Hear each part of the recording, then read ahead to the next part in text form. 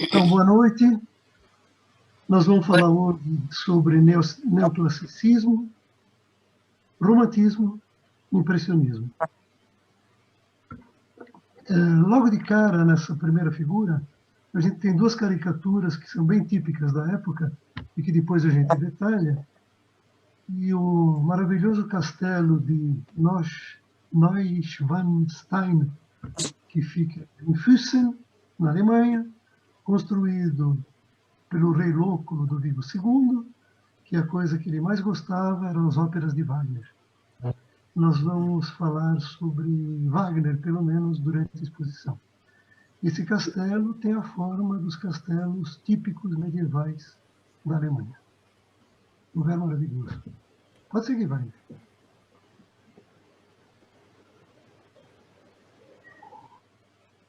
Bom, século XVIII, o que a gente pode dizer? A marca principal do século XVIII é a primeira Revolução Industrial, que se realiza com o vapor, tanto na máquina como no motor. É um período muito caracterizado por guerras de sucessão em diversos países, Guerra dos 7 Anos, que envolve a Europa inteira, e a desgraça do terremoto de Lisboa de 1755. É fundada uma colônia na Austrália e Nova Gales do Sul. Os Estados Unidos conseguem a independência da Inglaterra e fazem a Constituição. Logo em seguida, Revolução Francesa, e como parte da Revolução Francesa, a Declaração dos Direitos, primeiro do homem, depois da mulher. No começo do século, aparecem as ideias iluministas, e essas vão ser responsáveis pela criação dessa beleza de enciclopédia que vocês veem no centro, ao alto. Outras figuras importantes da época são os reis da França, o rei da Prússia, Frederico Grande, Pedro Grande e Catarina a Grande da Rússia, Maria Teresa da Áustria, que se cercam de artistas, e com isso daqui o patrimônio cultural aumenta. Aparece a teoria liberalista de Adam Smith, Lavoisier funda a química moderna, Montgolfier os irmãos Montgolfier realizam o primeiro voo humano em balão, o Linneu classifica os seres vivos, animais e vegetais, Euler monta o cálculo integral, Alessandro Volta descobre a pilha, o princípio da eletricidade, e finalmente são reveladas ao mundo as ruínas de Herculano, Pompeia e Olímpia, que dão um impacto muito positivo nas artes. Finalmente, museus, né? O British Museum, o Louvre, são inaugurados, assim como o Teatro Scala de Milão. À esquerda, vocês têm um pórtico na avenida principal de São Petersburgo, construído também nessa época, e que mostra claramente a iluminação de hoje em São Petersburgo. Pode seguir, Wagner. Neoclassicismo. Então vamos lá. O neoclassicismo é basicamente uma reação ao barroco e ao cúmulo do barroco que se chamou rococó. Ele é inspirado na arte greco-romana, mais na grega-romana, e ela foi baseada nos trabalhos de dois históricos da arte, principalmente do Winckelmann, que diz o seguinte: a arte grega é um exemplo de nobre simplicidade e quieta grandeza. Com isso, ele não queria que fossem copiados os exemplos da arte grega, mas que pelo menos fossem imitados. Aparece um livro da autoria de um tal de Bayard sobre as antiguidades de Herculano, que acabavam de ser descobertas, a arqueologia estabelecida como ciência, na arquitetura interna e às vezes até na externa, aparecem estilos de decoração, Luís XVI, estilo diretório, império, que refletem a monarquia, né, a Revolução Francesa e logo depois o Napoleão. Existe uma forte conotação política no neoclassicismo. Por exemplo, as águias imperiais romanas aparecem nas pinturas do exército de Napoleão. E o próprio Napoleão é muitas vezes representado como Júpiter olímpico. No século seguinte, principalmente na segunda metade, nós vamos ver cidades da Europa, tipo São Petersburgo e Munique, que realmente são museus a céu aberto de arquitetura neoclássica. O movimento neoclássico continua mais tarde nos Estados Unidos, e até no século alguém formula, dentro do princípio neoclássico, uma cidade ideal de Nova Delhi, e essa cidade de Nova Delhi provavelmente decolaria se não fosse a segunda. A dança da Isadora Duncan é realmente neoclássica. E aí aparecem as outras figuras neoclássicas, digamos, do século XVIII. Os ingleses, Milton, Paraíso Perdido, Robinson Crusoe, Swift, As Aventuras de Gulliver, aparecem os primeiros romances eróticos, violentos, e a crítica da aristocracia romanceada. Voltaire escreve comédias e escreve o Elogio do Otimismo. Rousseau é um educador, ele escreve um livro chamado Emílio, que é o início da educação. Montesquieu escreve o Poder das Leis, e com isso daqui vem os três poderes. E o Diderot é outro cara que se alia a D'Alembert para produzir a enciclopédia. O teatro também aparece através de várias comédias, e um carinha chamado Metastasio, na Itália, começa a fundir o teatro com a música. No Brasil e em Portugal, os movimentos neoclássicos aparecem muito claramente com os artistas, tipicamente inconfidentes. A grande maioria dos inconfidentes que escrevia no formato neoclássico. E André Chenier diz: escrevemos versos antigos com novos pensamentos. Esse André Chenier vai ser uma das vítimas da Revolução. Mas acho que é só.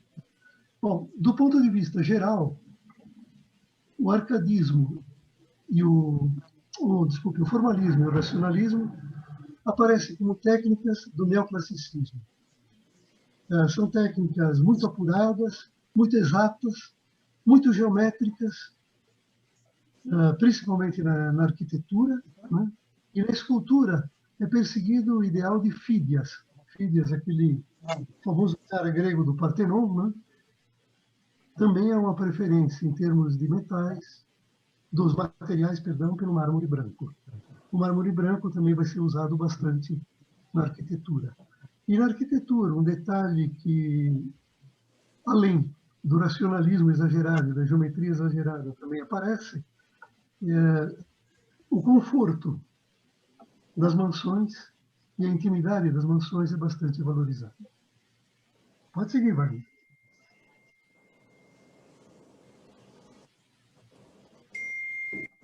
Enquanto o Wagner não muda, mudou. Esse cara é um dos grandes pintores do neoclassicismo. Ele é o Davi, ele é o pintor de Napoleão. Antes disso, ele também tinha sido o artista oficial da Revolução Francesa. E ele é um amante do teatro. No quadro mais à esquerda, no alto, tem a morte de Sócrates. Então, Sócrates, no contexto, né, ele está sendo condenado a se matar, ele vai tomar cicuta, todos os discípulos dele mostram a dor, e ele fica revoltado com tanta dor. Ele diz: não, tem que ser assim, porque eu tenho que superpor o dever com o Estado acima de qualquer consideração pessoal. Então, vocês veem do lado esquerdo o Casagrande chorando. Do lado direito, o rapto das Sabinas. Depois que as Sabinas foram raptadas e levadas para Roma, os Sabinos foram resgatar, e aí tem essa guerra, e as Sabinas se jogam no meio com os filhos. Essa obra daqui é interpretada como sendo um resgate do Davi para com a esposa. A esposa tinha abandonado o Davi depois que o Davi, que fazia parte do Comitê Revolucionário, tinha votado pela morte do rei Luís XVI. E depois ele foi aprisionado pela própria Revolução. E aí a esposa voltou e se reconciliou com ele. O mais típico dos quadros dessa época é o assassinato de Marat, que vocês veem no canto esquerdo baixo. O Marat era um dos grandes chefes da Revolução Francesa. Comparativamente ao Robespierre, ele era bastante moderado, né? E ele foi assassinado em pleno banho por uma tramóia. Uma mulher chamada Charlotte Corday invadiu o apartamento, o lugar onde ele morava, levando, dizia ela, uma carta de uma mulher desesperada que estava precisando de dinheiro porque o marido tinha sido morto. E essa carta aparece na mão dele, escrita pelo próprio Davi. O Davi não presenciou essa cena, obviamente, mas ele tinha estado com o Marat alguns dias antes. E nesses dias ele tinha visto todo o aparato do Marat. Por causa da doença de pele, ele tinha que ficar numa banheira com água, mas a cabeça tinha que ser protegida, assim como o próprio corpo, por lençóis. E vocês veem também um móvelzinho meia-boca que servia de escrivaninha para o Marat. Ele era jornalista, né? Sim. O que eu ia falar mais do Marat? L'Ami du Peuple. Finalmente aparece o Napoleão. A carreira militar do Napoleão, fora da França, começa no fim do século XVIII, e nesse século XVIII ele faz uma incursão à Itália. E para isso ele atravessa os Alpes. E aí é tratado brilhantemente por Davi, né, atravessando o Passo do São Bernardo.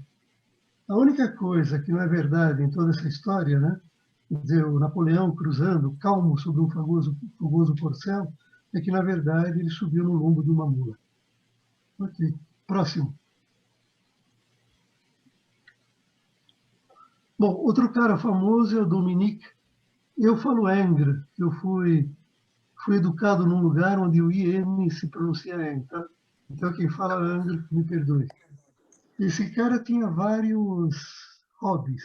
Um deles, ele tocava bem, e diz o Paganini que ele tocava bem, e chegou a ser o segundo violino da orquestra de Toulouse. A maioria de todos esses pintores, ele fica fã de alguém, né? Ele estuda violentamente então, alguns quadros dele. Por exemplo, a banhista de Vaucanson, de formas muito bem feitas, Walter Wagner. O Napoleão I Cônsul, a Grande Odalisca. Essa Grande Odalisca foi pedida por Carolina Bonaparte Murat. O que é Carolina Bonaparte? É uma irmã de Napoleão. Na verdade, o Napoleão foi rifando as irmãs entre os seus generais e amigos para ter mais poder na Europa. E no reino de Nápoles, foi Murat, o bom general de Napoleão, casado com a Carolina Bonaparte.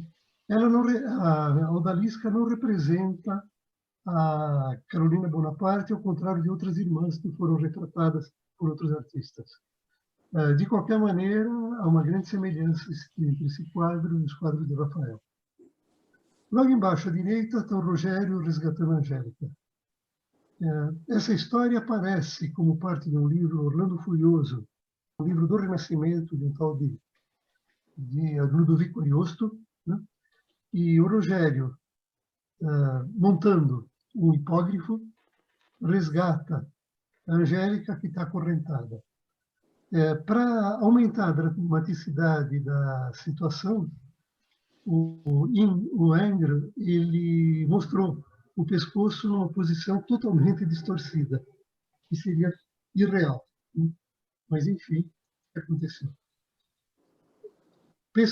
Posteriores artistas como Degas, Matisse, o próprio Picasso foram influenciados por Ingres, e a frase dele típica é: desenhar não é somente reproduzir um contorno. Se eu fosse colocar uma placa na minha porta, seria escola de desenho. Na verdade, o Ingres é um maestro dos contornos. E nós vamos ver isso daqui a pouco. Pode seguir, vai. Nova é um dos dois únicos italianos que aparece nessa apresentação. Ele é um escultor fantástico chamado Novo Fidias, né? E ele ficou famoso quando ele ainda era adolescente, e num restaurante ele esculpiu na manteiga o leão alado de São Marcos.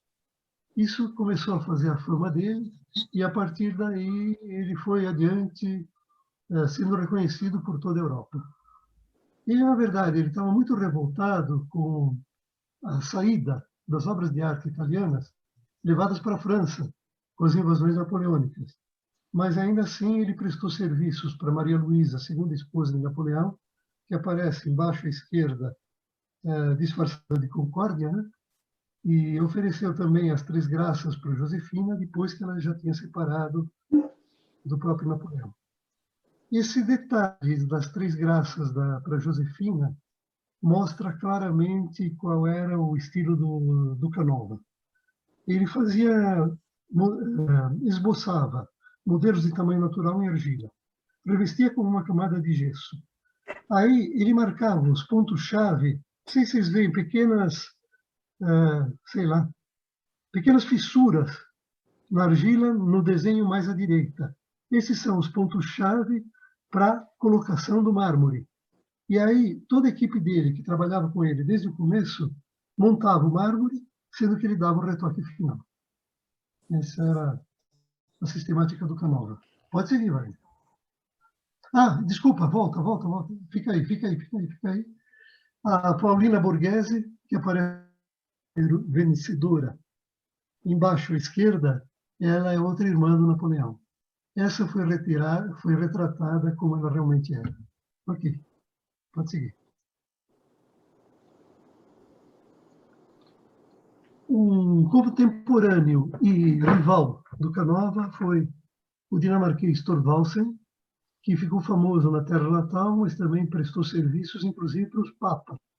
Então, na direita, né, as duas figuras, sendo um detalhe, são realmente a construção que ele fez do Pio VII. Que foi? Existem outras típicas que existem tanto com ele quanto com Canova, por exemplo, as Três Graças embaixo. Existe uma série de culturas pelos quais ele teria sido acusado de pederastia, né? E, finalmente, existe um modelo. Esse daí ele simplesmente não esculpiu. Ele fez um molde, o modelo desse leão de Lucerna, que ele retrataria em Lucerna, na Suíça, né? Os pobres soldadinhos suíços mortos na defesa do rei Luís XVI. Ô, Carlos, só um minuto. Esse túmulo do Pio VII está na Basílica de São Pedro, né? Perfeito, é isso aí. Ele andou por Roma também, e ele dividiu fama e glória com Canova. Eu me lembro. Quer dizer, eu me lembro de ter visto. Os dois são considerados, na época, equivalentes, né? Hoje em dia, o pessoal prefere o Canova, que é menos rígido e menos formal, que é o que está escrito lá. Ok, pode seguir.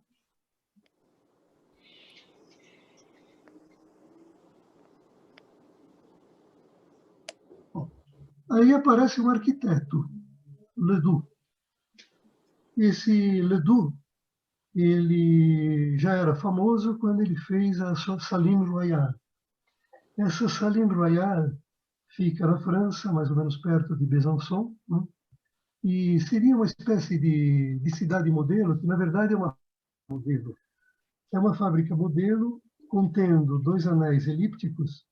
No primeiro anel você vê claramente a casa do diretor, você claramente vê a oficina e você vê alguns prédios de administração.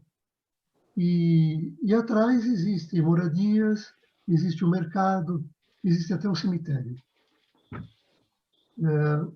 Aqui, logo embaixo, existe um detalhe maiorzinho que mostra o pavilhão do diretor e o ateliê.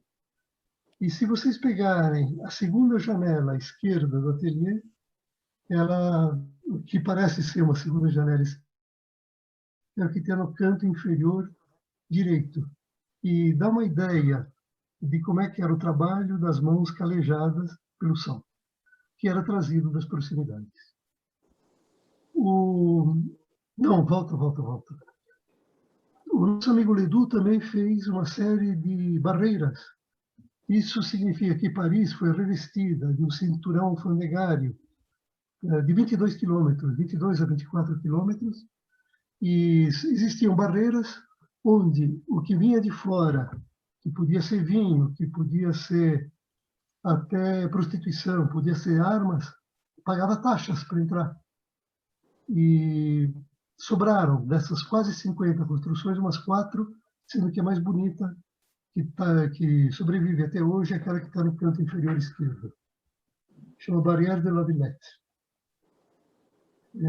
Bom, ele escreveu um livro, o Ledoux, Arquitetura em Função da Arte, dos Costumes e da Legislação, e no finzinho da vida dele, ele começou a criar uma arquitetura que falava por si mesma, ou seja, por exemplo, para esculpir, para arquitetar um bordel, ele fazia no formato de falo. Para a oficina de um tanoeiro, ele fazia em formato de barril. E vocês veem, por exemplo, aí um outro exemplo, o projeto da casa para vigias da propriedade rural. Ok, pode seguir. A arquitetura neoclássica é extremamente importante, né? Com base no ela reage aos exageros do barroco, e um exemplo típico é o estilo império, que reflete o Império de Napoleão. Bom, existe um historiador que, para purificar a arquitetura, repropõe a teoria grega.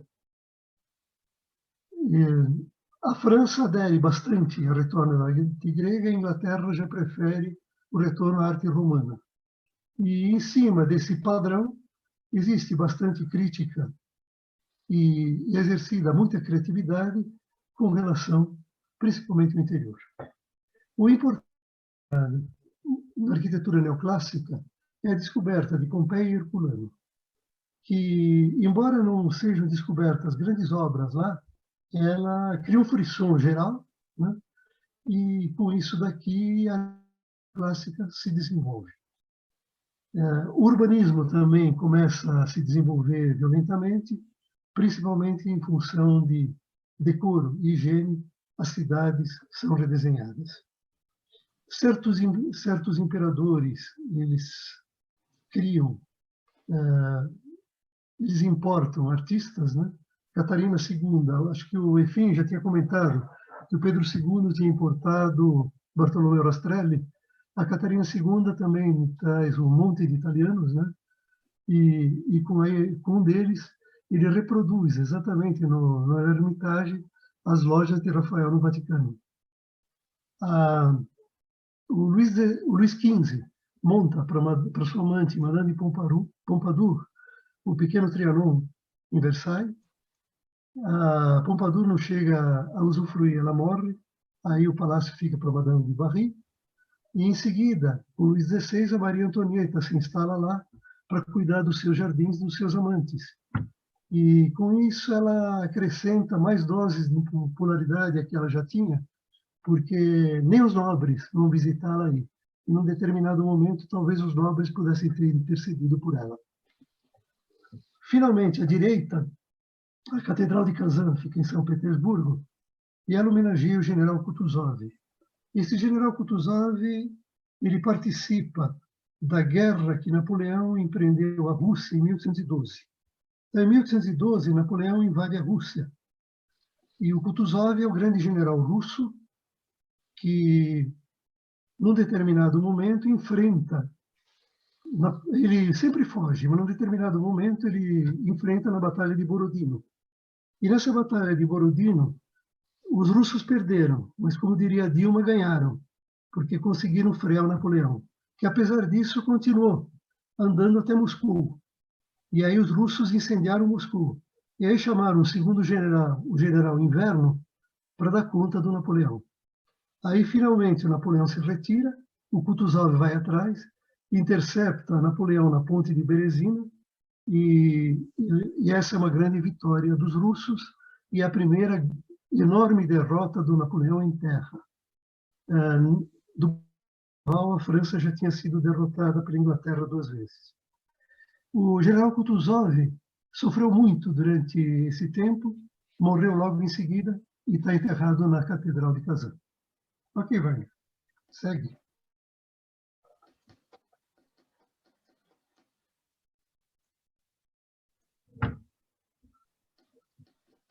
Século XIX. Gente, o século XIX, para mim, depois do Renascimento, é o melhor dos mundos e acho que justificava, em algum momento, uma apresentação exclusiva. Eu vou tentar falar alguns fatos importantes do século XIX e depois partir para o concreto. Né? Bom, Napoleão já era cônsul da França. Em 1804, ele é sagrado imperador. E ele fica assim até 1813, quando ele perde. Ele é exilado para uma ilha, volta, reconstrói o exército e finalmente é derrotado, dessa vez definitiva, em Waterloo. E aí ele vai para uma ilha como exilado para Santa Helena e morre lá. Né? O que acontece entre a primeira queda de Napoleão e depois da segunda é um tal de Congresso de Viena, que tenta restabelecer a Europa no formato que ela era antes do Napoleão. Ela divide, mais ou menos da mesma maneira que as potências dividiram a Alemanha na Segunda Guerra Mundial. As potências são a França, que cuidará de Espanha e Itália também, a Inglaterra, a Áustria e a Rússia. Notem que a Alemanha está excluída. Nesse momento, a Alemanha é uma coleção de pequenos estados, dos quais o maior é a Prússia, que foi sempre o adversário do Napoleão.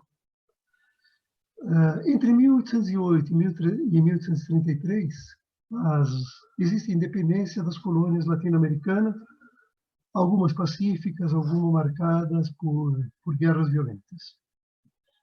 Entre 1837 e 1901, a Rainha Vitória, na Inglaterra, ela cria um esquema comercial.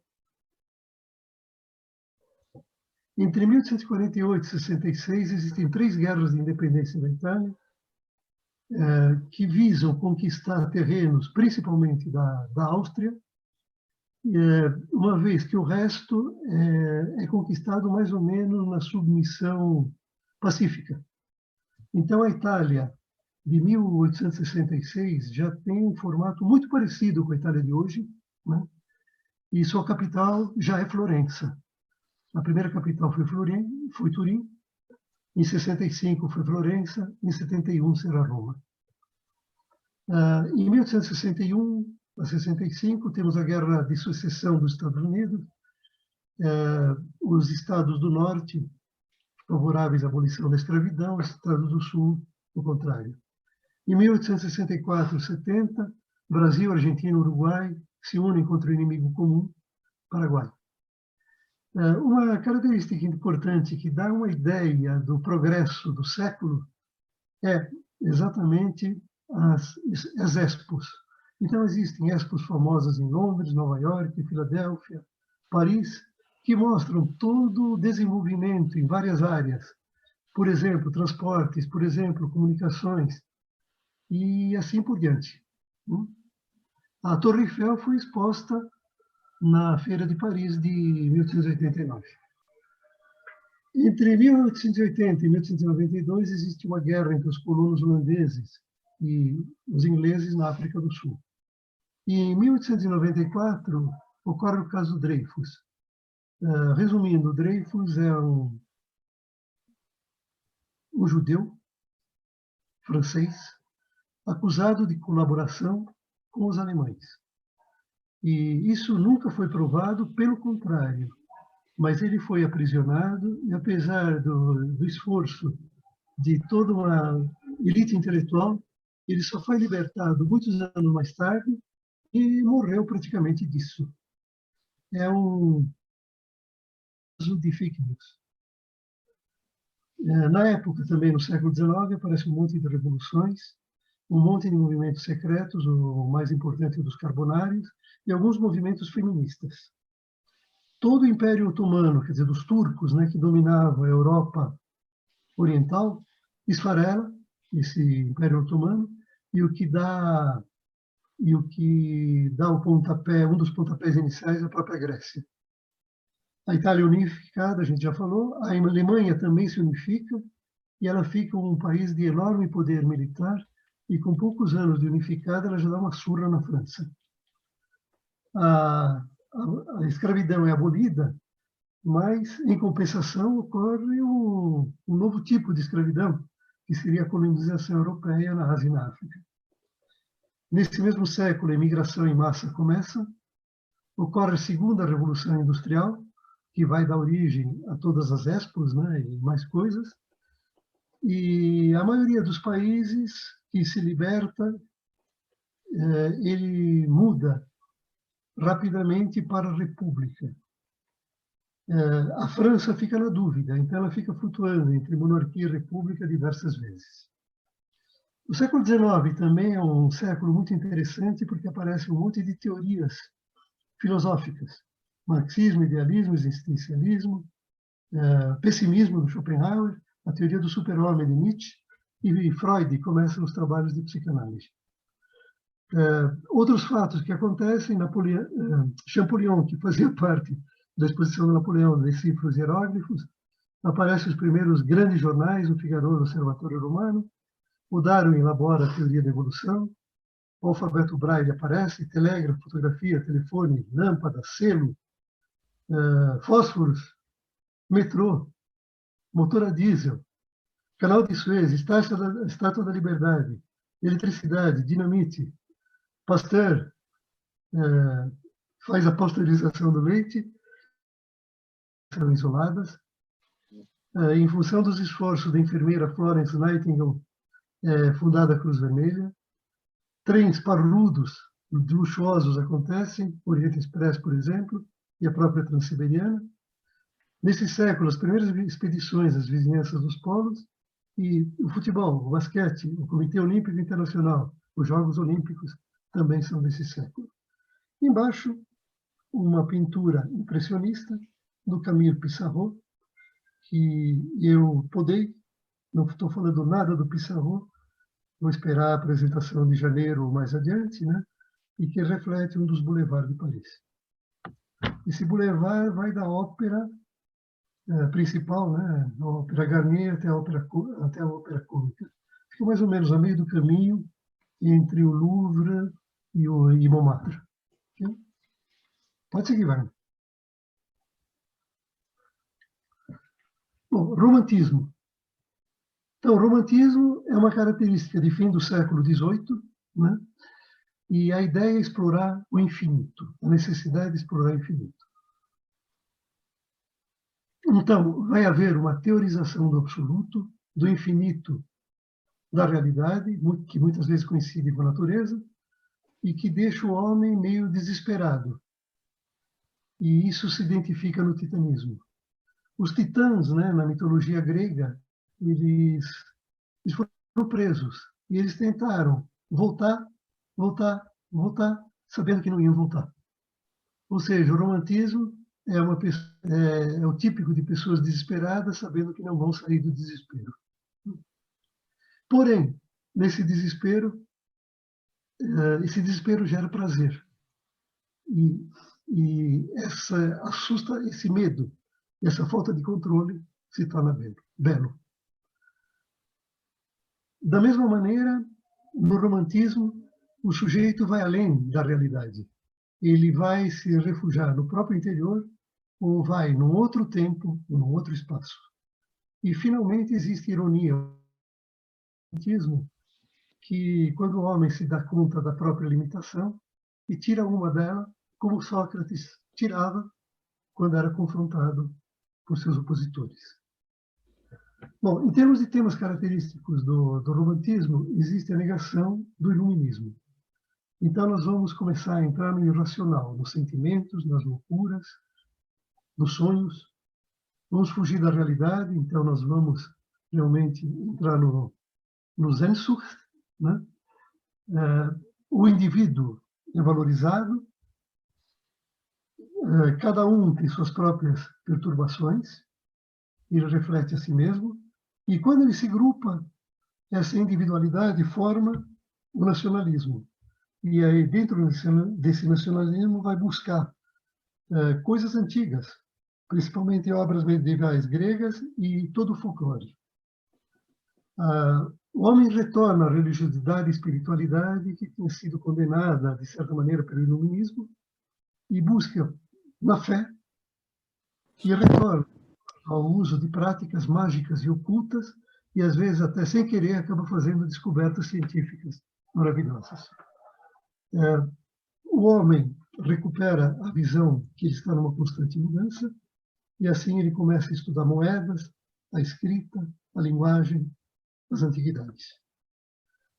Falar das figuras importantes do romantismo é chover no molhado, né? Para mim, o maior de todos, Victor Hugo, né? Notre Dame de Paris, Os Miseráveis, no Brasil, Alencar. Na poesia, o Byron é uma figura muito interessante, porque ele é romântico até o fim, né? E ele morre lutando pela independência da Grécia. Ele é inglês, vai até a Grécia para lutar pela independência, é o cúmulo do romantismo, e morre disso. Castro Alves, no Brasil. Na filosofia, Kant e Hegel, e na música, vários. Beethoven, que era um neoclássico, sai do neoclassicismo e entra num determinado momento no romantismo. Os outros, eu diria que os mais importantes são o Verdi e o Wagner. O Verdi, ambos, né? Tanto o Verdi como o Wagner, pelo nacionalismo que eles comunicam aos seus países, né? O Verdi chega a ser emocionado como Viva Verdi em Milão, na Scala, na época que Milão está dominada pelos austríacos, e nesse momento Viva Verdi quer dizer Viva Vittorio Emanuele Re d'Italia. E o Wagner, ele recria os Nibelungos e faz um monte de óperas em cima dos Nibelungos, e isso ajuda a reconstruir o nacionalismo alemão. Carlos Gomes é o grande representante romântico do Brasil na música. Desculpe, embaixo à direita, uma pintura tipicamente romântica, de um cara que nós não vamos falar. Pode seguir, Wagner.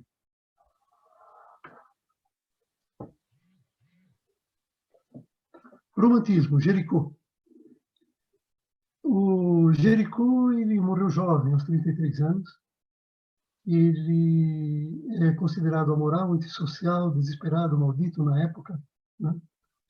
A obra que eu acho principal aqui para mostrar essa jangada da Medusa não é a Medusa que nós estamos acostumados a ver, mas é uma Medusa, um barco, Medusa que naufraga. E aí existem várias maneiras de se salvar, e essa é pior, uma jangada que é abandonada ao mar. E nessa jangada estão 149 pessoas que ficam 12 dias entre a vida e a morte. E muitos morrem disso. No finzinho, pouquíssimos sobreviventes. E o Jericó chegou a visitar hospitais. Então, por exemplo, existe um cara totalmente pintado de amarelo, que é um doente de icterícia, que ele usou como modelo para fazer isso. Ele retratou o próprio amigo Delacroix. Delacroix é o cara que aparece mais à esquerda, morto, e assim por diante. E toda essa tragédia faz parte do romantismo, né? O próprio Jericó, ele frequentou hospícios, e não se sabe se de vontade própria ou não, mas ele pintou 10 figuras de monomaníacos, ou seja, a pessoa tem mania de alguma coisa. Essa figura aí que está representada embaixo à direita é a monomaníaca do jogo. E o que se diz é que a obsessão deforma os pensamentos e o que mais que eu ia falar?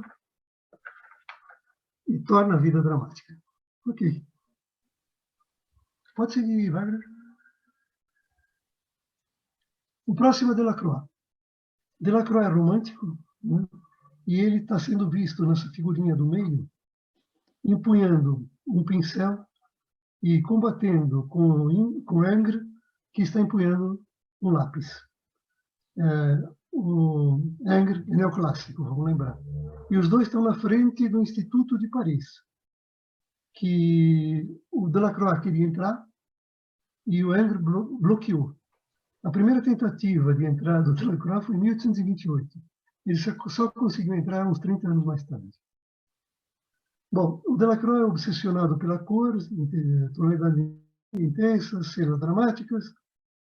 No barco do Dante aparece o Dante e o Virgílio, né? Nítidos os dois. ele foi denominado pelo Angra apóstolo do feio, e ele retrucou dizendo que sem extrema ousadia não há beleza. E essa figura, à direita, abaixo, é o massacre de Quios, faz parte da guerra entre os gregos e os turcos, onde os turcos estão matando gregos à torta e à direita, e os coitados nem estão resistindo. Acima à direita, a liberdade guiando o povo, que é alguma apologia do que está acontecendo na França em 1830, que está sendo derrubado o Império e instaurada uma república. Pode seguir, Wagner. Goya. Goya é espanhol.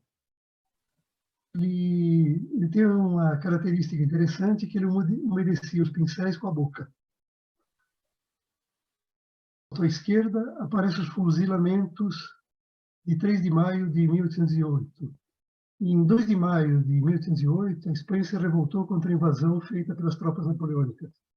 E essa foi a represália. É interessante a figura central mais iluminada, né? Que está num tamanho muito maior que a dos outros. O Goya teve uma vida amorosa interessante, disse que foi amante da Duquesa de Alba, e a Duquesa de Alba em 2 poses: La Maia desnuda, que aparece embaixo à esquerda, e La Maia vestida, que não aparece aqui. Mas a pose é a mesma, simplesmente ela está usando uma combinação. Por conta dessas 2 imagens, o Goya foi chamado na Inquisição, que nos países espanhóis era muito brava. Que mais? Aparece aí o Colosso, no centro à direita, né? Que seria uma imagem da Espanha lutando contra a invasão dos napoleônicos. Quando Goya ficou velho, ele se retirou num lugar chamado Quinta do Surdo, onde ele fez as pinturas negras. E o que existe aí é uma delas, que ficava na própria sala de jantar, que é o Saturno devorando um dos próprios filhos, para que os filhos não quisessem o trono dele. Sempre lembrando que depois ele foi destronado por Júpiter. Acho que está legal. Vamos em frente. O inglês, Turner. Esse cara, ele teve uma vida muito secreta, e o que contribuiu para essa vida ser mais secreta foi que um amigo dele, John Ruskin, ele destruiu boa parte dos trabalhos do próprio Turner, principalmente aqueles trabalhos mais pornográficos. Está muito nítido nos quatro a velocidade, a dramaticidade da natureza. E eu vou me fixar no baixo à direita, o combatente temerário. Então, já falei para vocês que Napoleão sofreu, embora ele não passe das batalhas navais, ele perdeu batalhas contra os ingleses. E uma das batalhas que ele perdeu foi perto da costa de Cádiz, onde os franceses, e naquela que mais tarde se revoltaram, contra os ingleses. E nesses ingleses, o comandante era um tal de Lord Nelson. Esse Lord Nelson estava num navio chamado Victory. E esse Victory, ele foi alvejado por um navio francês chamado Redoutable, temível, né? E o Nelson morreu em combate, embora ganhasse a batalha. Ato contínuo, o navio que estava atrás do Victory Téméraire, que com nome francês era um navio inglês, foi para cima do Redoutable e acabou com ele. O que nós estamos vendo aí é simplesmente a cerimônia de aposentadoria do Téméraire. Então, ele está sendo rebocado por um rebocador, né, que está cuspindo fogo. Né? O rebocador é preto, cuspindo fogo. O Téméraire aparece branco, né? E uma boia aparece também à direita, no cantinho direito inferior, mostrando o fim do Téméraire, e que seria também, como vocês veem no fundo, o fim melancólico dos navios à vela. Pode seguir. Constable.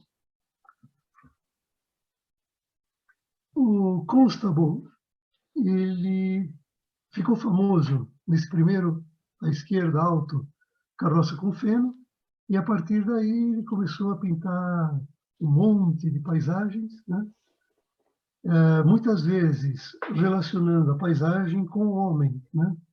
E sem que o homem se sobreponha à paisagem.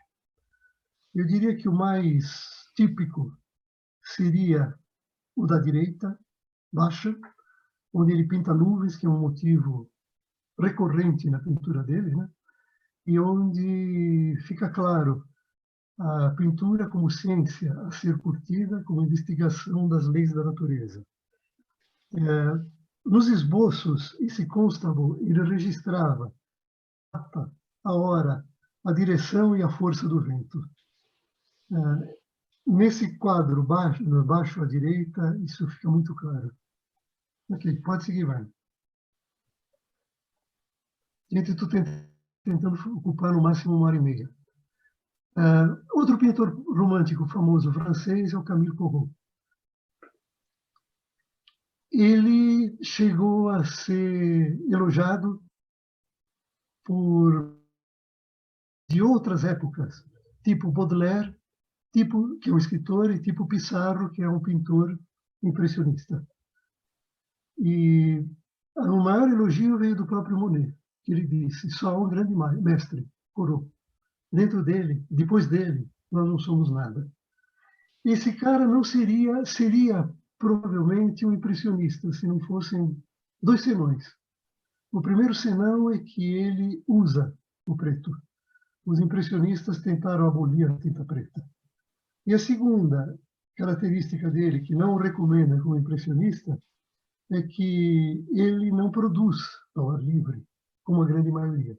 Na verdade, ele vai ao ar livre, ele faz o esboço, aí ele se muda para a tranquilidade do ateliê e manda ver os seus quadros. Pode seguir, Wagner.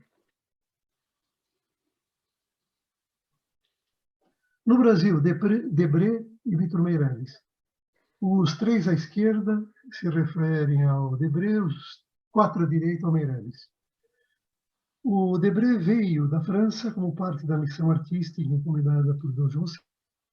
Ele é muito neoclássico nos traços, mas ele também escreve, e nos textos ele é muito romântico. Ele escreveu um livro chamado Viagem Pitoresca Histórica ao Brasil. Análises posteriores criaram várias dúvidas, até que ponto ele plagiou outras obras do tipo, e até que ponto realmente ele viajou pelo Brasil, porque boa parte do que ele via no Brasil estava à mão, no próprio Rio de Janeiro. Tem um depoimento que eu acho interessante. Deixa eu ver se eu acho. Ao passo que Rugendas, que é um alemão da mesma época, se preocupa com a descrição dos tipos de escravos, identificando tribo de origem, corte de cabelo, joias ou fisionomia, Debré mostra negros em situações particulares. Então, por exemplo, uma vez ele mostra um negro feiticeiro com uniforme militar, de casaca, laço no chapéu, peruca, sabre, meia sapatos, traçando com bastão um círculo no chão. Ao Debré se deve um primeiro esboço da bandeira brasileira. Então, vocês notam que tem o verde e amarelo, só que o verde não é das matas, né?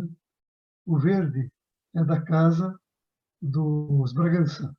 O amarelo é da casa dos Habsburgo, da Imperatriz. Da Imperatriz casada com Dom Pedro, né? Aí aparecem as estrelas, que são as várias províncias. Isso, Leopoldina, as várias províncias, inclusive Uruguai, né? E assim por diante, e tudo isso foi mais ou menos transmutado de uma forma mais livre para a atual bandeira brasileira.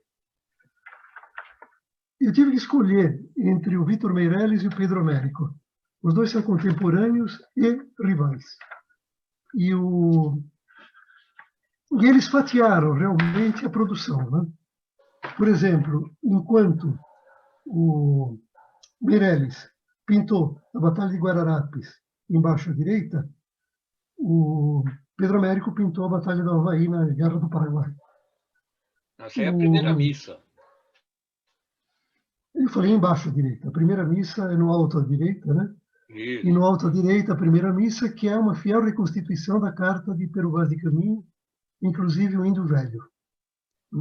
E o que a gente tem no meio, lá na linha de baixo, é um molde que ele usou para pintar a Batalha do Riachuelo, que ele também pintou, e sendo que ele foi o artista oficial do Segundo Reinado. Qual a origem do verde mesmo? Oi, origem do verde é Bragança. Bragança. A Obrigado. família portuguesa. Obrigado. Em amarelo, os Habsburgo da Leopoldina. Casado com Leopoldina. Isso. Bom, ele foi reabilitado, né? E hoje em dia ele seria considerado o pai da pintura moderna por muitos. Pode seguir, Wagner. Bom, esse é o único exemplar que nós temos de pintura realista. E o cara que vai fazer isso é o Gustave Courbet.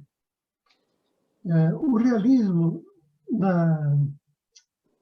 no século XIX, para fins de pintura, ele durou pouco. Durou muito pouco e poderíamos dizer que praticamente foi só o Courbet e o Millet que foram os artistas principais. Ao contrário, por exemplo, nas letras, né, onde, só para citar dois nomes, Eça de Queiroz e Machado de Assis. São exemplares maravilhosos. Como a grande maioria dos artistas da época, o Courbet foi desprezado pela crítica. Então, aquilo que nós temos na alta esquerda, no Enterro em Ornans, é a glorificação da vulgaridade para a crítica. Notem os homens de lado, logo abaixo, o Sono. No Sono, ele retratou, na época, a amante de outro pintor famoso, Whistler, que depois seria sua própria mãe, a famosa Jo. Embaixo, à esquerda, ele se encontra com um ricaço que vai ser o seu protetor daí por diante, né? E essa tela se chama Bonjour, Monsieur Courbet. Ela está mais ou menos baseada no Judeu Errante. Embaixo, no meio, Courbet está sendo retratado, pintado por si mesmo, né? Ele era, falei, um comilão e era também um beberrão, muito amante da cerveja. Algumas críticas que foram feitas frases dele próprio, que um objeto abstrato, o invisível, não encaixa na pintura. A pintura do belo é diretamente proporcional à potência de percepção do artista, e eu não pertenço a uma academia nem um sistema, só pertenço à liberdade. Ok, pode virar, Wagner. Bom, daqui por diante eu vou entrar num terreno perigoso que eu conheço muito pouco e eu vou correr um pouco também porque não há muito a dizer. Então, vamos falar de revivalismo. Então, no século XIX são revivenciados vários modelos arquitetônicos de épocas anteriores, até o neomicênico, que vem antes do grego, né? E aí existem os clássicos, os medievais e os mistos. Eu tive muita dificuldade em entender por que da classificação de alguns deles, né? Então, estou apresentando desde que duas fontes me digam a mesma coisa. Esse Schinkel era arquiteto e pintor. Então, ele pintou, por exemplo, um domo gótico sobre as águas embaixo à esquerda. Existem duas outras obras alemãs dele à direita. O fundo do que está escrito mostra uma igreja que vocês devem cansar de conhecer, de São Paulo, Nossa Senhora do Brasil, e também está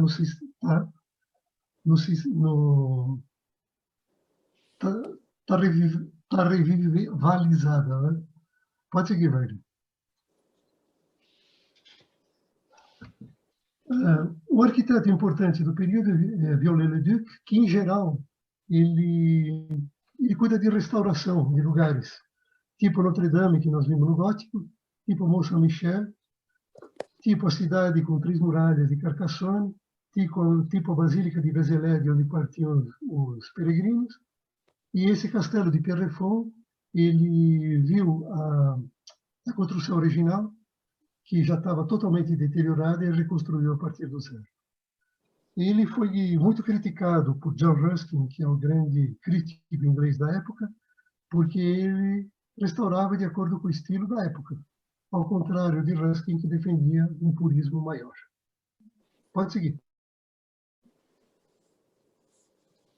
Mais alguns exemplos. Do lado esquerdo, o neoclássico. A Porta de Brandeburgo, em Berlim, o Capitólio de Washington. Do lado direito, a Catedral de Mônaco, onde estão enterrados Grace Kelly e o Príncipe Rainier. Embaixo, vocês me desculpem, mas o Roberto insistiu para que eu fizesse uma homenagem a Pádua, dizendo que até agora, em todos os capítulos, ele sempre tinha falado de Pádua. Então, existe em Pádua uma construção exemplar chamada Café Pedrocchi, que existe até hoje, né? Que foi construída mais ou menos em 1836 e que está classificada como neo-românico, e eu não consigo entender essas pontas góticas. Para mim, isso é eclético. Mas, enfim, dois caras falaram que é neo-românico, beleza. Esse Café Pedrocchi tem importância na Itália, na unificação da Itália, porque foi morto um estudante lá dentro por tropas austríacas, e isso criou mais uma onda de nacionalismo fervente em 1848, e essa onda foi transplantada pelo hino da Universidade de Pádua, que se canta até hoje, reportando esse fato. Só um detalhe, por favor. Esse café, ele fica 24 horas por dia aberto, ele nunca fecha. Diz que não tem portas esse Café Pedrocchi, tá certo? Exatamente por ficar 24 horas por dia aberto. Desculpa, hein? Na verdade, ele fechou na Primeira Guerra, tá? Em 1916, ele foi fechado. E, a partir daí, quando a vida continuou, ele continuou aberto 24 horas. Perfeito. Isso.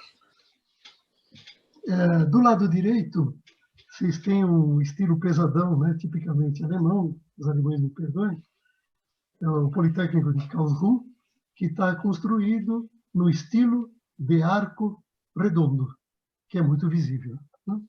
E é uma característica da arquitetura alemã da época. Pode seguir, velho. Neogótico. Peguei dois exemplos, o Palácio de Westminster, em Londres, e o Palácio Episcopal de Astorga. Astorga fica na Espanha, portanto, essa obra é de quem? Da Espanha? Sagrada Família? O famoso Gaudí. Né? Gaudí. Do lado direito, duas obras da arquitetura neo-renascimentista, que são a Basílica de Santo Estevão, em Budapeste, e a monumental Galeria Vittorio Emanuele, em Milão. Se vocês olharem, se a figura fosse um pouco maior à direita, vocês veriam o Duomo. Né? Ok, pode seguir, Wagner. Aí nós temos exemplos de barroco, né? A maravilhosa Ópera Nova de Paris, o Palácio Akasaka de Tóquio, o Museu Bode em Berlim, que fica na mesma ilha onde fica o Museu de Pérgamo, e a Ópera de Dresden, que foi reconstruída porque Dresden foi uma das cidades que mais sofreu na Segunda Guerra. Olha adiante, Wagner. Finalmente, neomourisco e eclético. Então, do lado esquerdo, uma sinagoga espanhola em Praga, o Royal Pavilion de Brighton, e à direita, essa coisa estranha, né? Esse Palácio Nacional da Pena em Sintra, Portugal, e a Palestrina Chinesa em Palermo. Na verdade, eclético é que quando você não sabe classificar, ou tem várias, né? Ou nenhuma das anteriores, aí você joga para o eclético. Pode seguir. Vamos falar dos Macchiaioli. Os Macchiaioli seriam os precursores tanto do impressionismo como do Modigliani. É uma técnica que explora o claro-escuro e nos efeitos de borrões. Borrão, em italiano é macchia. E esses borrões são de cores distintas, encostados ou superpostos. E esse pessoal daí, dos Macchiaioli, que é uma confraria de umas poucas pessoas, se recusa em pintar temas históricos e alegóricos e pinta ao ar livre, a natureza, o cotidiano, E vocês veem o maior representante deles, o Giovanni Fattori, Fossas Romanas e Muro Branco, onde fica claro a importância do muro, até para dar perspectiva da coisa. Tinha um quadro deles, mas o quadro não dá para ver muita coisa. Eu preferi uma fotografia onde o Fattori é muito provavelmente o segundo cara da linha de baixo, da esquerda para a direita.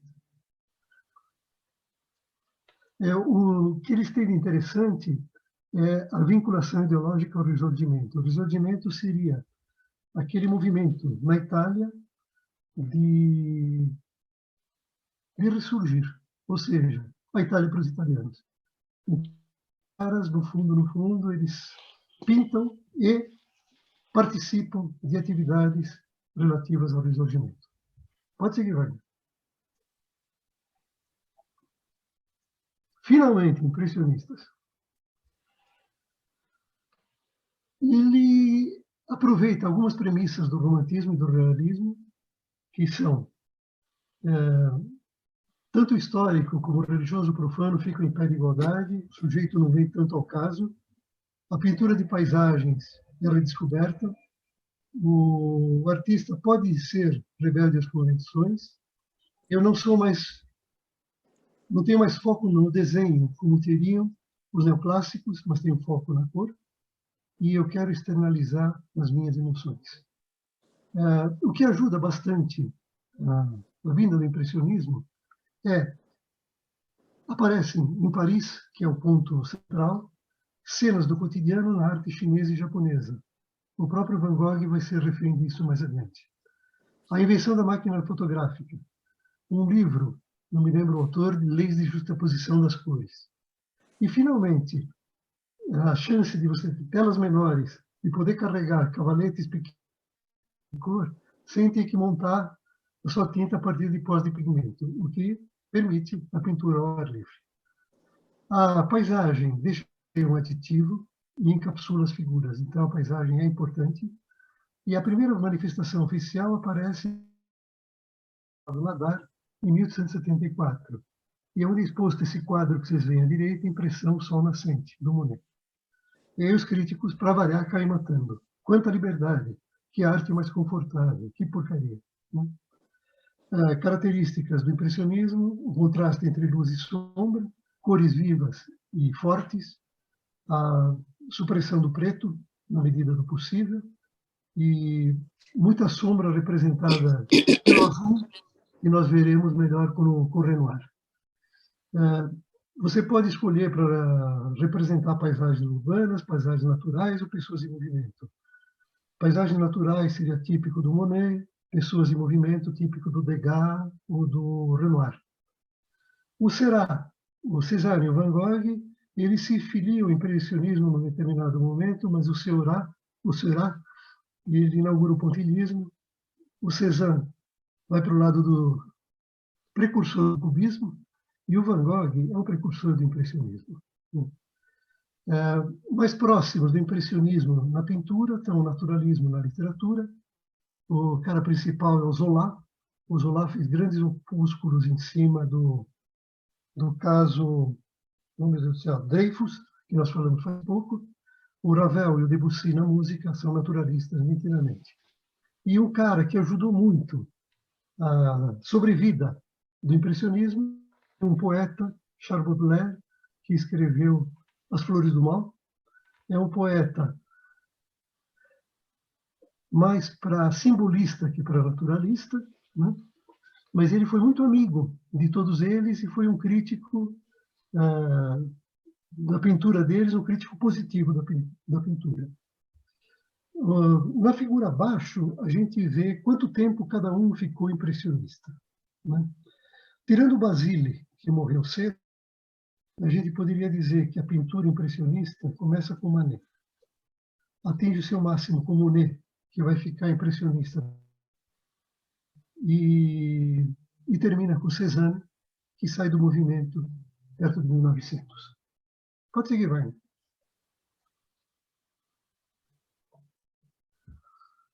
Manet, ele também ficou famoso como gravador e ilustrador, como amigo Gustave Doré. ele fez uma oposição muito grande ao Salão Oficial dos Artistas Franceses, onde só vinham obras aceitas, né, pelo júri, né, e ele conseguiu, com isso, montar um salão paralelo, Salão dos Recusados. Então, as obras que não iam para o salão oficial poderiam ir para o Salão dos Recusados, e essas duas dele à esquerda vão para o Salão de Recusados. A primeira, né, o Almoço na Relva, foi taxado de insulto moral. O de baixo, Olímpia, foi recebido por um crítico como a arte afundou tanto que nem merece censura. O Manet, na verdade, ele usava a família, os amigos, os críticos amigos, como modelos. Mas, para esses dois quadros, ele usou uma modelo profissional, né? E Olímpia, além de tudo aquilo que a figura mostra, que são, por exemplo, a orquídea na orelha, as pérolas na cama do lado dela, as flores que recebe de um admirador, ela está encarando feio, né? Está encarando firme, e Olímpia é o nome das prostitutas na época na França. Então ele realmente escandalizou tudo que tinha direito. Finalmente, à direita, a gente tem o Bar do Folies Bergère. O Bar do Folies Bergère mostra uma moça totalmente desencanada, enquanto o pessoal curte lá dentro. E é um dos últimos quadros do Manet e representa provavelmente a despedida da vida dele. Manet, na verdade, é um traço de união entre realismo e impressionismo, e ele também é ao contrário dos demais. Pode seguir. Degas. Degas, ele tinha um temperamento meio avesso, né, a pessoas. Ele foi apelidado de urso. Ele era colecionador, perfeccionista. Ele pintou várias vezes a mesma cena até ficar satisfeito. E o que nós temos aqui do lado direito de baixo, né, é o absinto. É a única tela depressiva dele.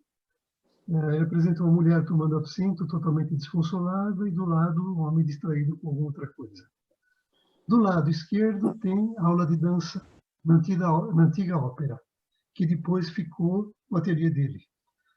O que nós temos aí de importante? Nós temos volta e meia alguma coisa vermelha, tipo esse tufo no cabelo das mocinhas na frente, e alguma coisa em vermelho na mão de uma mocinha lá no meio, e no chapéu de um rapaz que está beijando a bailarina. Tem uma perspectiva fantástica. Tem alguns elementos que podem parecer meio estranhos, por exemplo, o cachorro na linha inferior, bem no meio, ou o regador. O regador é importante porque o piso tinha que ser umedecido para as bailarinas. Que mais? O detalhe da mocinha escondida por aquela que está sentada no piano arrumando o brinco, e assim por diante. É uma obra-prima. O próprio cara, o chefe, né, que está olhando nesse momento a bailarina principal, ele, às vezes, em posições distintas até chegar nessa posição final. Que mais a gente pode falar aqui? Lá no fundo do quadro, Carlos, desculpa, no fundo do quadro, uma vez eu li que seriam as mães dessas meninas que estão treinando aí. Então, enquanto elas treinam, as mães ficam esperando lá no fundo do salão. Uhum. E o grande mérito aí do Degas é representar uma aula de pintura como ela é. Quer dizer, não está se pintando uma bonita bailarina na sua melhor pose. Está se representando uma aula de dança. Aí algumas frases dele. Inspiração, espontaneidade e temperamento, não sei nada. Ou quando eu estou trabalhando, mesmo que seja por algumas horas, eu me sinto culpado e estúpido. Pode seguir, Wagner.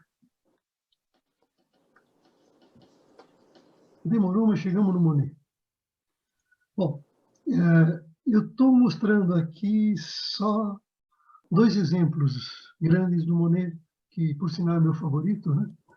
E o primeiro é da Catedral de Rouen. O Monet, ele tem o grande mérito de encontrar e incorporar ao impressionismo Durand Ruel, que foi o marchand que mais lutou pela divulgação e aceitação do grupo. O que o Monet faz? No inverno de 92, 93, ele se instala perto da Catedral de Rouen, num prédio que ele consegue ver a catedral, e fica a 30 metros, mais ou menos, da catedral, e ele faz 18 vistas dessa catedral em horas diferentes do dia. Então, no ateliê dele, tem vários quadros incompletos que ele vai retomar no dia seguinte se o tempo não conspirar. Né?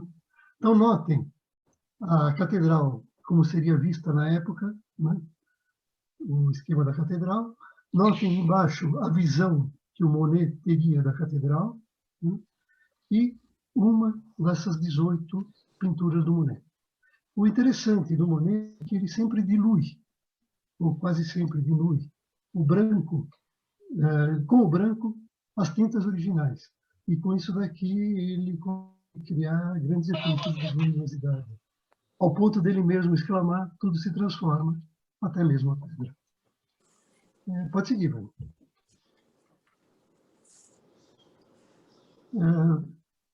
Isso aqui é Giverny. Monet se mudou para Giverny antes de Rouen, mas só ocupou efetivamente depois. Né? À esquerda a gente vê uma das obras primeiras quando ele estava em Giverny, e à direita algumas últimas. Então, nessas últimas, bom, eu vou explicar depois. O importante é o seguinte, que o que ele acha, né? O tema é uma coisa secundária. Eu só quero reproduzir o que existe entre o tema e mim. E no final da vida, o objeto do quadro, que seria a ponte, por exemplo, à esquerda e à direita, desaparece. Né? A realidade é transfigurada. Então a gente começa a ter sintoma do abstracionismo. Nessa época, o Monet já sofria de catarata e não tinha os melhores movimentos. Né? Tanto que o Cézanne exclama, o Monet era apenas um olho, mas pelo amor de Deus, que olho. Né? Pode seguir, Wagner. Eu estou deixando o melhor para janeiro, tá? O Renoir e Monet foram muito amigos. Né? Aliás, os impressionistas foram muito amigos. E a maioria, quando não tinha dinheiro, recorria ao Manet, que era o único rico de todos eles. Né? O Renoir e o Monet podiam ser vistos muito frequentemente pintando juntos, né? No começo de carreira. Então existe um balneário chamado Grenouillère, onde eles pintavam um do lado do outro. Uma característica interessante, Pissarro e Renoir também eram amigos, e o Renoir é um cara muito amigável, né? E o Pissarro queria atear fogo ao Louvre. Notem que o Louvre, até hoje, né, não mostra os impressionistas. E o Renoir, ele visitava o Louvre se ele pudesse todo dia. O interessante desses dois quadros, né, os guarda-chuvas e o baile no Moulin de la Galette, a quantidade de azul que aparece, né? E o Renoir trabalhava muito tanto com o azul ultramar quanto com o azul cobalto. Né? E ele também desenhou vários nus, e ele dizia, nunca vou nenhum nu até eu poder beliscá-lo. Notem a luz entrando e iluminando o baile, né? No Moulin de la Galette. Esse Moulin de la Galette fica em Montmartre, que foi um dos grandes conjuntos habitacionais dos impressionistas. Todos eles, de uma época da vida ou a outra, moraram em Montmartre. Hoje em dia, quem passa na rua Le Pic, em Montmartre, vê um cartão dizendo, olha, aqui Van Gogh se hospedou junto com seu irmão Theo. E houve um segundo bairro boêmio, também bom, bonito e barato como Montmartre, que foi Montparnasse, e a maioria deles, e de outros em épocas seguintes, também ficou em Montparnasse. Pode seguir, olha.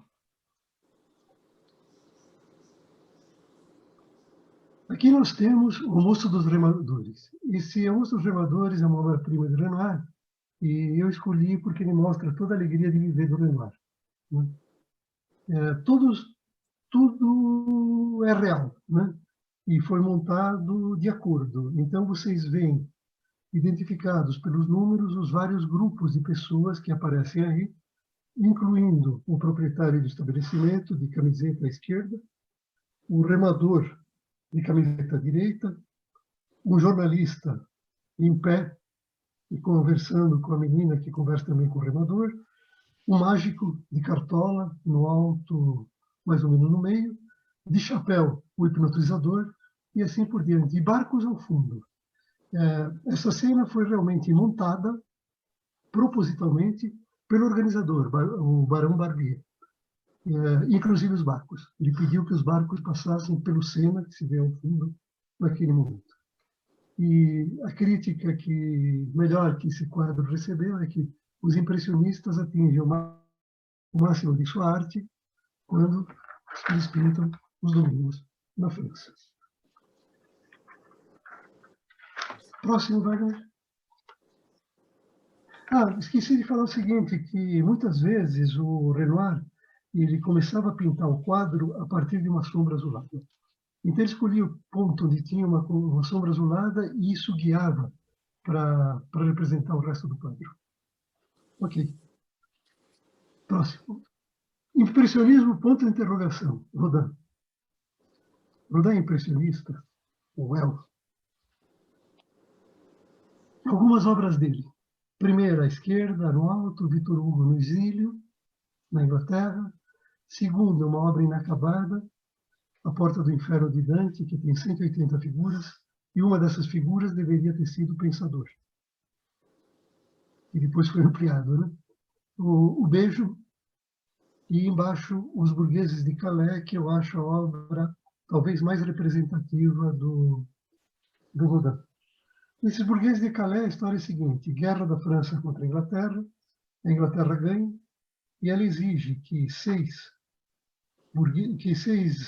voluntários moradores da cidade se apresentem para o rei da Inglaterra com as chaves da cidade, descalços, humildes, né? E aí ele representa os seis. Do sexto, vocês só conseguem ver um braço, pertinho da cabeça do terceiro, tá? E aí estão os seis burgueses, e foi uma briga, porque o Rodin tinha criado figuras de 2 metros e tinham imposto um pedestal. E aí ele falou, não quero pedestal, eu quero que eles fiquem à vista normal. E com essa ideia, ele dava para quem olhava uma sensação de movimento para frente das figuras muito interessante. Mas, no fim, os caras brigaram tanto que acabaram ganhando e botaram um pedestal até de acordo com o Rodin. Ele foi designer, em tempo parcial, da fábrica de porcelana de Sèvres. E isso ajudou muito a modelagem dele, né? Foi criticado na época, como todo mundo, e tem um depoimento de um brasileiro que diz: ele foi um escultor que valorizou as sensações imediatas. Vou ler o que mais ele disse.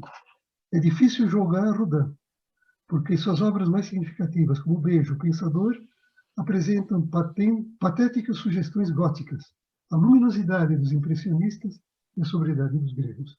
Em resumo, o escultor que valorizou as sensações imediatas. Pode seguir, Wagner.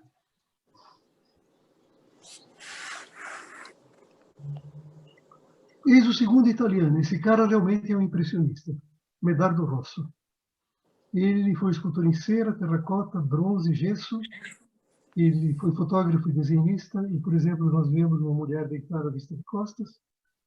Ele representou um doente no hospital à direita, abaixo. Mas as maiores obras dele são de meninos. Então, ele fez uma porção de meninos, inclusive meninos das ruas de Nápoles, que ele representava. Os Cunizzi. Aliás, o bico dos Cunizzi está fechado. Né? Esse Etchepuer, o Menino do Nazaré, que seria a escultura que está no meio, é tão impressionante que foi colocada uma cópia dela em cima do túmulo dele.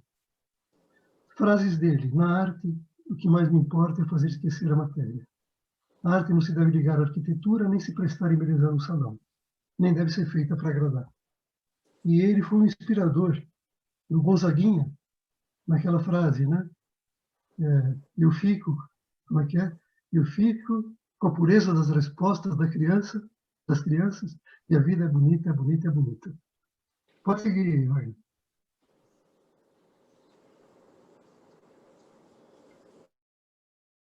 Ferro, a grande causa é a Revolução Industrial, com a produção de aço de gusa.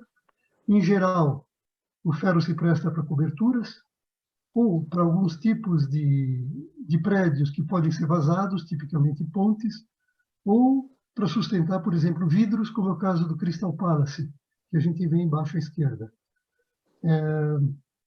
O Crystal Palace, em 80 e poucos anos, até ser destruído por um incêndio. O time de futebol do Crystal Palace continua até hoje. No alto à esquerda, você tem uma estação, a estação principal de Frankfurt, e outras estações também foram construídas com base no ferro, tipo a Gare du Nord do Paris, e uma estação de Londres, que eu não me lembro mais qual é, a estação King's Cross de Londres. À direita, embaixo, tem uma fotografia da fase de montagem da Torre Eiffel. Na verdade, esse arco que vocês veem embaixo, vamos dizer, do primeiro andar, ele vai até lá embaixo, no fim, e é muito interessante verificar a evolução da arquitetura de construção. Então, dá para ter uma ideia disso. E mesmo assim, você vai ver que esse arco, ele faz parte da estrutura, né? Ele não é nada de especial. O que importa é que, a partir disso, nos Estados Unidos, no fim do século, em Chicago em particular, são construídos os primeiros arranha-céus. E em Nova York, no começo já do século seguinte, já aparecem os outros. O primeiro arranha-céu de Chicago vai ter 10 andares. Aí, vendo que 10 andares aguenta, o pessoal faz mais 2. Tem também aí representado uma ponte Maria Pia, que cruza o Douro, né, na cidade do Porto, e que hoje em dia está desativado. Pode seguir, Wagner.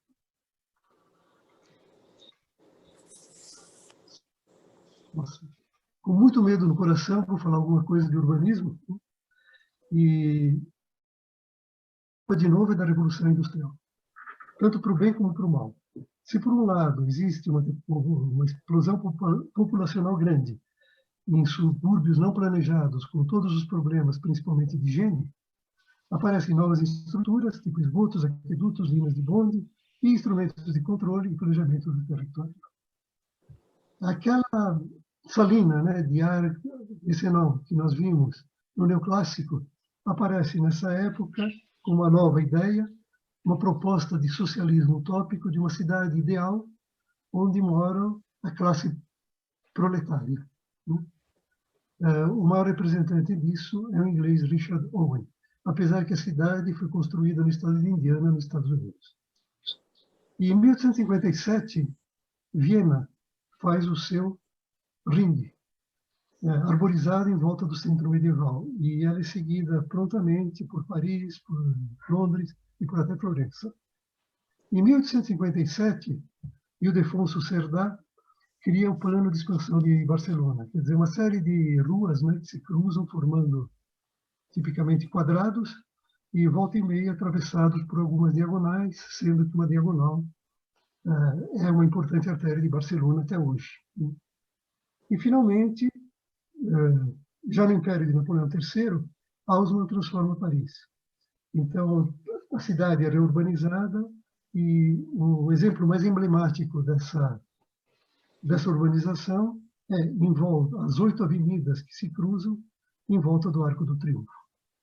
Pode seguir, vai. Falta pouquíssimo. Uma dica de turismo. Se você estiver de Paris, num dia de romance, pegue o metrô, vai à estação Saint-Lazare, que está aqui representada por um quadro maravilhoso do Monet, né, onde você vê a fumaça azul da locomotiva, as nuvens cinzentas, a claridade que entra pela claraboia e gera alguma coisa amarela. Né? Então, Saint-Lazare, você toma um trem na direção de Rouen. Você pode ir até Rouen, porque você pode ver a catedral. Você pode descer um pouco antes em Vernon, 50 minutos de Paris. Esse daqui não foi modificado, tá? Esse tempo. É um tempo antigo, mas os trens que atendem a estação São Lazaro são antigos. Aí você pega um ônibus ou aluga uma bicicleta e 7 quilômetros depois, Wagner, você chega em Giverny. E você visita toda essa maravilha que o Monet pintou. Gente, muito obrigado. Muito bom. Desculpa por ter extrapolado a hora. E até segunda. Ou até já. Muito legal, Carlos.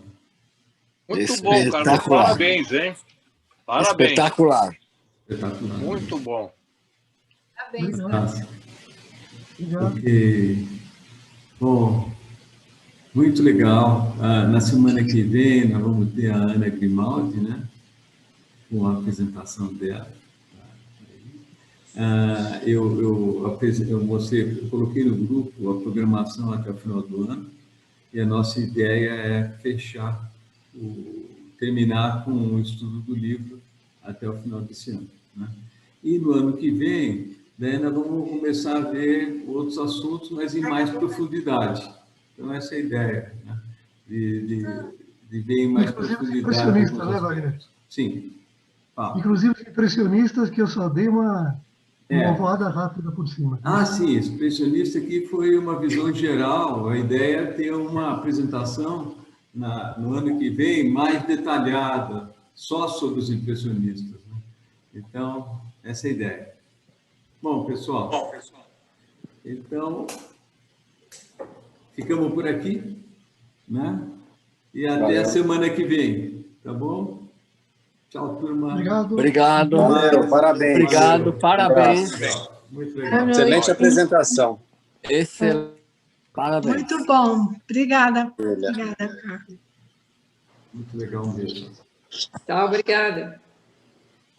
Tchau. Tchau, Wagner. Obrigado. Até mais. Até mais.